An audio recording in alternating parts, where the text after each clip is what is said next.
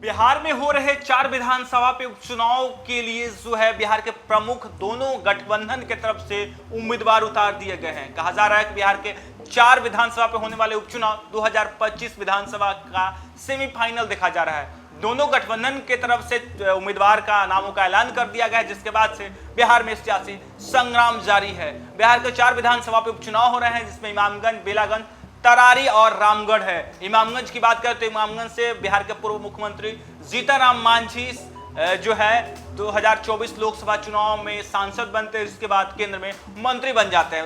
हालांकि एनडीए की तरफ से वहां उनकी बहू और बिहार सरकार में मंत्री संतोष सुमन की पत्नी दीपा मांझी को जो है उम्मीदवार बनाया गया है, तो वहीं महागठबंधन की तरफ से राजेश मांझी को चुनावी मैदान में उतारा गया है। हालांकि दोनों जो है जातीय समीकरण से देखें तो दोनों मांझी समुदाय से आते हैं और महागठबंधन और एनडीए जो है अपने अपने कैंडिडेट उतार दिए हैं। यदि बेलागंज की बात करें तो बेलागंज की तरफ से एनडीए की तरफ से जदयू के पूर्व एमएलसी मनोरमा देवी जो है उन्हें कैंडिडेट बनाया गया है, तो वहीं आरजेडी की तरफ से जो है बेलागंज के कई बार से विधायक रहे सुरेंद्र यादव 2024 लोकसभा चुनाव में जीतकर सांसद बन जाते हैं, जिसके बाद से राजद की तरफ से सुरेंद्र यादव के बेटे विश्वनाथ यादव को जो है इस बार टिकट दिया गया है। हालांकि बेलागंज में भी जातीय समीकरण की बात करें तो दोनों एनडीए और महागठबंधन दोनों यादव कैंडिडेट जो है उतारे हैं। हालांकि प्रशांत किशोर भी बेलागंज में चुनावी मैदान में उतर चुके हैं और बेलागंज में मुसलमान कैंडिडेट को वो टिकट दिए हैं। हालांकि इमामगंज में भी प्रशांत किशोर अपने उम्मीदवार दिए हैं।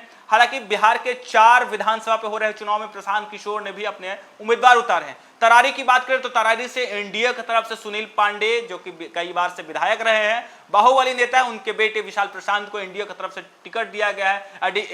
महागठबंधन की बात करें तो महागठबंधन के तरफ से माले को टिकट गया। आपको बता दें सुदामा प्रसाद वहां के विधायक थे, 2024 लोकसभा चुनाव में वो सांसद बनते हैं, आरा से आर के सिंह को हराते हैं, उसके बाद वो सांसद बनते हैं। लेकिन इस बार महागठबंधन की तरफ से सीपीआई को टिकट दिया गया है। महागठबंधन से यदि एनडीए की बात करें तो सुनील पांडे के बेटे को टिकट दिया है। रामगढ़ से बात करें तो रामगढ़ में भी एनडीए और महागठबंधन जो है वो चुनावी मैदान में है। महागठबंधन की तरफ से सुधाकर सिंह जो कि वहां के विधायक थे, 2024 में लोकसभा चुनाव जीतते हैं और वो सांसद बनते हैं, जिसके बाद से उनके भाई अजीत सिंह को टिकट दिया जाता है। हालांकि 4 विधानसभा पे जो है लगातार दोनों महागठबंधन जो है वो तैयारी तेज कर दी है, चुनाव के सरगर्मी भी तेज हो गए, लगातार जो है नामांकन हो रहे हैं। वैसे में 4 विधानसभा सीटों पर जब उपचुनाव हो रहे हैं तो कहा जा रहा है कि 2024 विधानसभा चुनाव का ये सेमीफाइनल के रूप में देखा जा रहा है।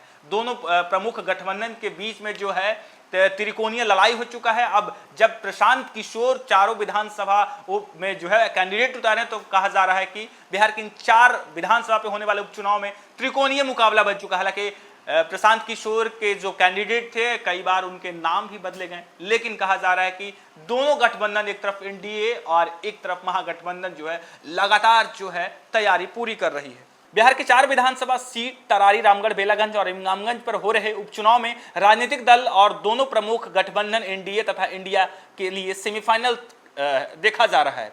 इसी अनुरूप मैदान में मशक्कत भी कर रहे हैं। अगले साल बिहार में विधानसभा चुनाव होना है। ऐसे में साल 2020 में 2 सीट पर जीते राष्ट्रीय जनता दल आरजेडी एक पर जीतने वाली सीपीआई माले और हिंदुस्तानी अवाम मोर्चा के लिए अपनी सीट बरकरार रखना बड़ी चुनौती है। दोनों गठबंधन की ओर से इस चुनाव को अपने पक्ष में करने के लिए पसीने बहाए जा रहे हैं, पूरी ताकत झोंकी जा रही है ताकि इस चुनाव के नतीजे से आम चुनाव 2025 की जो है राह मुश्किल ना हो। एनडीए के तरफ से 4 में से 2 सीट पर जहां महिला प्रत्याशी उतारे गए हैं तो वहीं इंडिया गठबंधन की तरफ से महिला प्रत्याशी मैदान में नहीं है।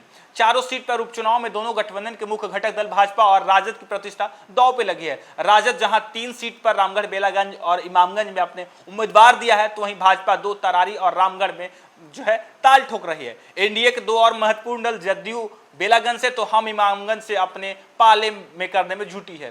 तरारी पिछली बार सीपीआई माले के सुदामा प्रसाद आरा से सांसद बन जाते हैं, इसके कारण पुराने कार्यकर्ता राजू यादव पर दांव खेला है। राजू यादव 2014 और 19 में आरा से लोकसभा चुनाव लड़ चुके हैं। हालांकि सबसे महत्वपूर्ण इमामगंज हो चुका है। 4 विधानसभा सीटों पर जब उपचुनाव हो रहे हैं तो सबसे महत्वपूर्ण जो है वो इमामगंज हो चुका है, क्योंकि इमामगंज से एनडीए के प्रमुख घटक दल और केंद्रीय मंत्री, बिहार के पूर्व मुख्यमंत्री भी रह चुके जीतनराम मांझी और बिहार सरकार में मंत्री संतोष सुमन की पत्नी दीपा मांझी चुनावी मैदान में है। वहां बिहार के पूर्व मुख्यमंत्री जीतन मांझी जो कि अब केंद्रीय मंत्री हैं, बिहार सरकार के मंत्री संतोष सुमन, वहीं एनडीए की बात करें तो एनडीए के तमाम नेता जो है इमामगंज में प्रचार प्रसार में लगे हुए हैं। हालांकि बेलागंज की बात करें तो बेलागंज में भी कई बार से विधायक रहे सुरेंद्र यादव के बेटे जो है, उन्हें आरजेडी ने विश्वनाथ यादव को टिकट दिया है। एनडीए की बात करें तो जदयू की मनोरमा देवी जो कि बिहार के बाहुबली नेता की पत्नी मानी कही जाती हैं, स्वर्गीय बिंदी यादव की पत्नी है, बिहार जदयू के पूर्व एमएलसी रह चुकी है, उन्हें चुनावी मैदान में उतारा है। तरारी की बात करें तो तरारी से भी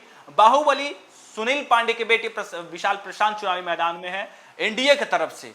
यदि तरारी की बात करें तो सुनील पांडे है, रामगढ़ की बात करें तो महागठबंधन की तरफ से सुधाकर सिंह और राजद के प्रदेश अध्यक्ष जगदानंद सिंह के छोटे बेटे अजीत सिंह पे जो है भरोसा किया। हालांकि बिहार के 4 विधानसभा में परिवारवाद हावी है और लगातार दोनों गठबंधन जो है जो आजमाइश लगाई हो, क्योंकि कहा जा रहा है कि जिस तरीके से अगले साल बिहार में 2025 विधानसभा चुनाव होने, उसको लेकर लगातार ये तमाम दल जो है वो अपने अपने तरीके से 4 विधानसभा के चुनाव जीतने के लिए जोर आजमाइश लगाई हुई है। फिलहाल के लिए इतना ही। आप देखते रहिए न्यूज़ फॉर नेशन।